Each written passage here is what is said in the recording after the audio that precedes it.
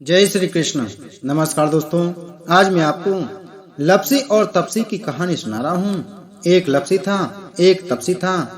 तपसी हमेशा भगवान की तपस्या में लीन रहता था। लपसी रोजाना 1.25 शेर की लापसी बनाकर भगवान का भोग लगाकर ही जिमता था। एक दिन दोनों झगड़ा करने लगे।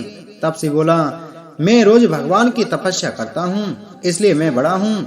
लपसी बोला, मैं रोज भगवान को 1.25 शेर लापसी का भोग लगाता हूँ, इसलिए मैं बड़ा हूँ। नारद जी वहां से गुजर रहे थे। दोनों को लड़ता देखकर रुके और उनसे पूछा कि तुम क्यों लड़ रहे हो।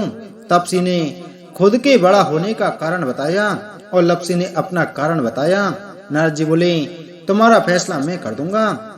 दूसरे दिन लपसी और तपसी नहाकर अपनी रोज की भक्ति करने आए तो नारद जी ने छुप करके 1.25 करोड़ की एक अंगूठी उन दोनों के आगे रख दी।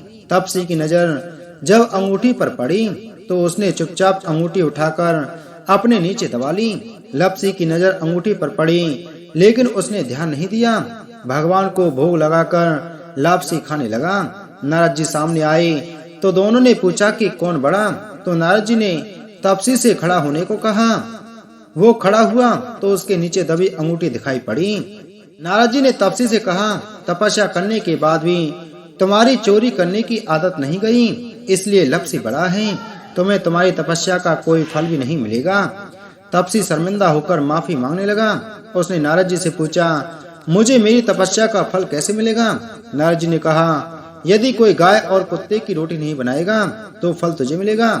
यदि कोई ब्राह्मण को जमाकर दक्षिणा नहीं देगा तो फल तुझे मिलेगा। यदि कोई साड़ी के साथ ब्लाउज नहीं देगा तो फल तुझे मिलेगा। यदि कोई दिए से दिया जलाएगा तो फल तुझे मिलेगा। यदि कोई सारी कहानी सुने लेकिन तुम्हारी कहानी नहीं सुने तो फल तुझे मिलेगा। उसी दिन से हर व्रत कथा कहानी के साथ लपसी और तपसी की कहानी सुनी और कही जाती है। जय हो नारद जी की। जय श्री कृष्ण।